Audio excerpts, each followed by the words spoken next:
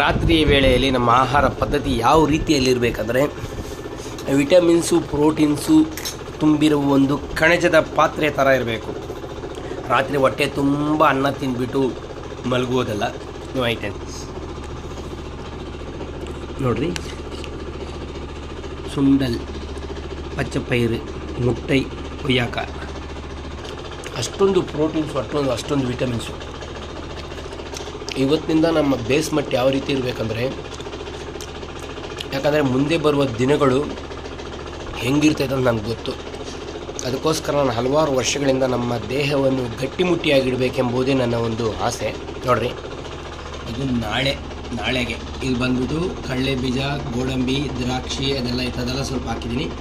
ಇದು ಊರು ಹಾಕೋದು, ಇದು ಸಪ್ರೇಟು. ಇದನ್ನೆಲ್ಲ ಎಷ್ಟು ಆಗಲ್ಲ, ಜಸ್ಟ್ ಒಂದು 20 ರೂಪಾಯಿ ಅಷ್ಟೇ. ಕೆಲವೊಂದೆಲ್ಲ ಹೇಳೋದಕ್ಕೆ ನನ್ನಿಂದ ಆಗ್ತಾಯಿಲ್ಲ. ಇಲ್ಲಿಂದ ಯಾಪನಪಲ್ಲಿಗೆ ಹೋಗ್ಬೇಕಂದ್ರೆ ಹಲವಾರು ಡಾಕ್ಟರ್ಗಳ ಬೋರ್ಡ್ಗಳು ವಿಳಂಬರಂ. ಮನುಷ್ಯನ ಆರೋಗ್ಯ ಮೇಲೆ ಅಷ್ಟೊಂದು ನಮ್ಮ ಹಾಸ್ಪಿಟ್ಲಿಗೆ ಬರಲಿ ಅಂತ ಬೋರ್ಡ್ ಹಾಕೋರು ಅಲ್ಲಲ್ಲಿ. ಪ್ರಪಂಚ ಏನಾಗ್ತದೆ. ಓಕೆ, ಬಾಯ್.